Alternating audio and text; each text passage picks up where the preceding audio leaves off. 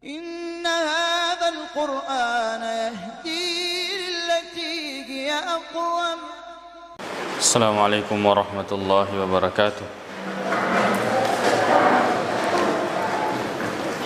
بسم الله والحمد لله والصلاة والسلام على رسول الله وبعد. Suratul Baqarah ayat 168. A'udzu billahi minasyaitonir rajim. Ya ayyuhan nasu, wahai sekalian manusia, semua manusia. Padahal surah Al-Baqarah ini adalah surah Madaniyah. Surah Madaniyah yang diantara cirinya, diantara ciri surah Madaniyah adalah panggilan di dalamnya menggunakan ya ayyuhalladzina amanu. Ya ayyuhalladzina amanu. Kalau surah Makkiyah ya ayyuhan nas. Surah Makkiyah adalah surah yang turun sebelum Nabi sallallahu alaihi wasallam hijrah. Sedangkan surah Madaniyah adalah surah yang turun ketika Nabi sallallahu alaihi wasallam telah hijrah, walaupun turunnya di Mekkah. Dan di antara ciri surah-surah Makkiyah ataupun surah-surah Madaniyah, surah Makkiyah biasanya panggilannya menggunakan ya ayyuhan nasu. Adapun surah Madaniyah menggunakan ya ayyuhalladzina aman. Itu cirinya. Akan tetapi ini tidak selamanya. Tidak selamanya. Seperti di dalam surah Al-Baqarah ini, ya ayyuhan nas, wahai sekalian manusia. Wahai sekalian manusia. Kulu mimma fil ardi halalan tayyiban. Menunjukkan bahwa yang ada di muka bumi ini berupa tumbuh-tumbuhan ataupun hewan, ya, makanan yang ada di muka bumi ini itu untuk manusia. Itu untuk manusia. Adapun selain daripada manusia, ya, maka makanan-makanan yang ada di muka bumi ini tidak diperuntukkan untuk mereka. Ya ayuhan nasu kulu mimma fil ardi. Dan ini juga menjadi bantahan kepada orang-orang yang suka menyembelih di bawah pohon, yang suka buang-buang telur di sungai, yang suka kirim-kirim makanan ketika hari lebaran untuk nenek-neneknya.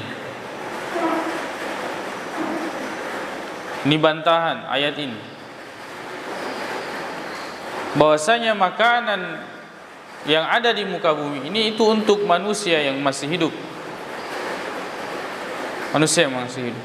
Adapun pohon, adapun sungai dan seterusnya, ya, penunggunya ini, pengandroannya ini,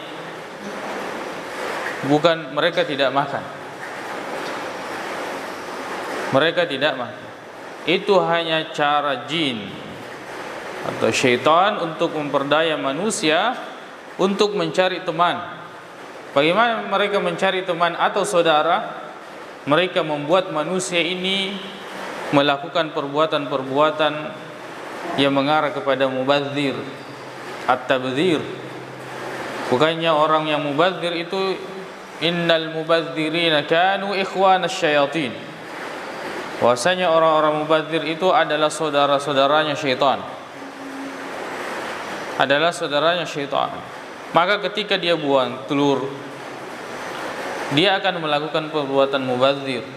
Di samping itu yang paling berbahaya adalah akidah dan keyakinan. Akidah dan keyakinan kepada tempat-tempat tertentu. Ya ayuhan nasu kulu mimma fil ardi halalan tayyiban. Makanlah apa yang ada di muka bumi yang halal dan baik, lagi baik. Sebagian ulama mengatakan halalan thayyiban, yang halal itu pasti baik. Sebagian ulama menjelaskan seperti itu, bahwa yang halal itu pasti baik. Sebagian lain mengatakan halalan thayyiban, halal juga baik. Halal juga baik. Dan ulama mengambil ini sebagai kaidah bahwa hukum asal dari makanan itu halal. Hukum asal dari atau sesuatu itu halal. Jadi kalau tentang makanan, makan sampai ada dalil yang melarang, sampai ada dalil yang mengharamkan. Sama seperti atau sebaliknya daripada itu adalah ibadah. Hukum asal ibadah haram. Kalau ada yang mengatakan ibadah ini jangan dulu lakukan sampai kita mengetahui bahwa itu adalah perintah atau anjuran. Bahwa itu adalah perintah atau anjuran. Jadi hukum asal dari sesuatu selain daripada ibadah itu halal sampai ada dalil yang mengharamkan. Dan hukum asal daripada ibadah haram sampai ada yang mewajibkan ataupun menganjurkan.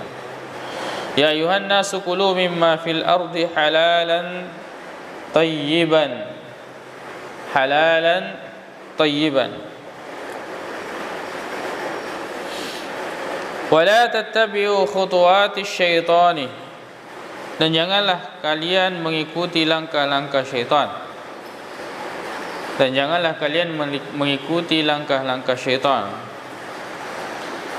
Syaitan itu banyak memberikan was-was, bisikan-bisikan. Maka hati-hati dengan bisikan-bisikan tersebut. Wala tattabi'u khutuwatis syaitan. Pentingnya di sini kita mengetahui langkah-langkah syaitan. Apa-apa saja yang bisa membuat kita tergelincir. Sebab syaitan itu biasanya mengawali dengan bisikan, alladzi yuwaswisu fi sudurin nas, yang membisik-bisikkan di dalam jiwa-jiwa manusia, memberikan was-was. Maka ketika orang tersebut mendengarkan bisikan syaitan, maka disitulah dia mulai mengikuti syaitan. Dan syaitan ini yang selalu dibanggakannya atau yang dibisikkan kepada seseorang adalah kefakiran. Fakir tidak mesti miskin, kan tetapi fakir adalah kekhawatiran untuk kehilangan sesuatu atau kekhawatiran tidak mendapatkan sesuatu. Syaitan yang menyebabkan itu. Seperti orang yang meminjam uang, pakai uang riba di bank untuk modal usaha, itu syaitan yang membisikkannya. Kalau kamu tidak ada modal, kamu tidak pinjam uang bank, dari mana kamu bisa ambil modal dan bagaimana bisa berusaha? Ya. Orang yang melakukan kesyirikan pun seperti itu, syaitan yang membisikkan. Kalau kamu tidak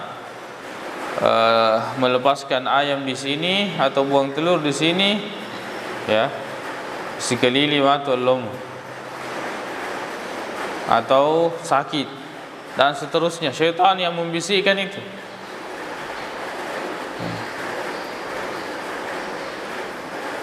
Wala tattabi'u khutuwatis syaitan. Janganlah kalian mengikuti langkah-langkah syaitan. Ini akan menjadi alasan kita nanti di hadapan Allah Subhanahu wa taala. Apakah kita termasuk orang yang mengikuti langkah syaitan atau tidak termasuk orang-orang yang mengikuti langkah syaitan? Orang yang telah mengikuti langkah syaitan, maka walaupun dia berlepas diri dari syaitan tersebut, maka dia sudah digolongkan bersama dengan syaitan. Ya, seperti ayat sebelumnya. Tabarra alladhina tubi'u minal ladhina taba'u wa ra'ul 'adzab taqatta'a bil masbab qala alladhina taba'u law anna lana karratan minhu fanatabarra minhu. Kami pasti akan berlepas diri dari mereka. Innahu lakum aduwwum mubin. Sesungguhnya setan itu adalah aduun lakum, bagi kalian, aduun mubin, adalah musuh yang nyata. Musuh yang nyata.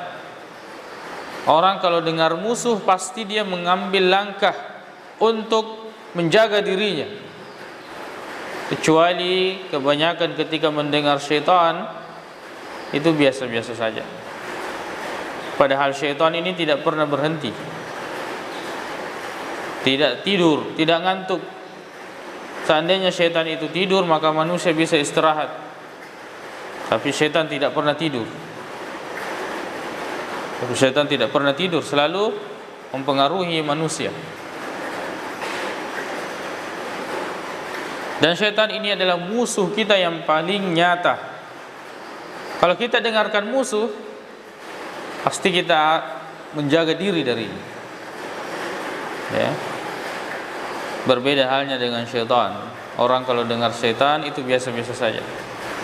Malahan mereka memuliakan dan mengagungkan syaitan. Padahal Allah mengatakan sesungguhnya syaitan adalah musuh kalian yang sangat nyata. Innama ya'murukum bis-su'i wal fahsya'i. Syaitan itu tidak memerintahkan, kecuali syaitan itu hanya, tidak ada yang lain, memerintahkan bis-su'i, ya, agar berbuat buruk, wal fahsya'i, dan berbuat keji. Wa an taqulu 'ala Allahi ma la ta'lamun, dan agar kalian mengatakan atas nama Allah Subhanahu wa taala ma la ta'lamun, apa yang tidak kalian ketahui. Jadi keburukan, perbuatan-perbuatan keji itu adalah hasil dari bisikan-bisikan syaitan.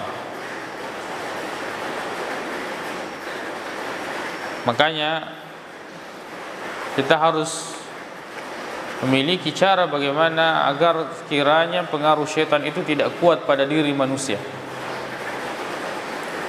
Di antaranya adalah mengontrol syahwat. Dan syahwat ini di antara cara yang paling baik dalam mengontrolnya adalah dengan berpuasa. Sebab syaitan ini akan menjadi kuat tatkala orang itu kuat. Ya. Tatkala orangnya kuat. Misalnya kuat makan, ya, maka syaitan pun akan menjadi kuat. Makanya makan pun kita niatkan ibadah agar kiranya kita kuat dalam beribadah, kuat dalam melakukan ketaatan. Innama ya'murukum bis-su'i wal fahsya'i wa an taqulu 'ala Allahi ma la ta'lamun. Dan agar kalian mengucapkan, mengatakan, mengada-adakan ucapan, kemudian menyandarkan kepada Allah Subhanahu wa taala, ini termasuk dosa yang sangat besar. Melakukan kedustaan atas nama agama, atas nama Allah, atas nama Rasulullah sallallahu alaihi wasallam. Insyaallah kita lanjutkan pada ayat 170. Wa idza qila lahum ittabi'u ma anzalallah qalu bal nattabi'u ma alfayna alaihi aba'an. Allah taala. Inna hadzal Qur'ana yahdi lillati hiya aqwam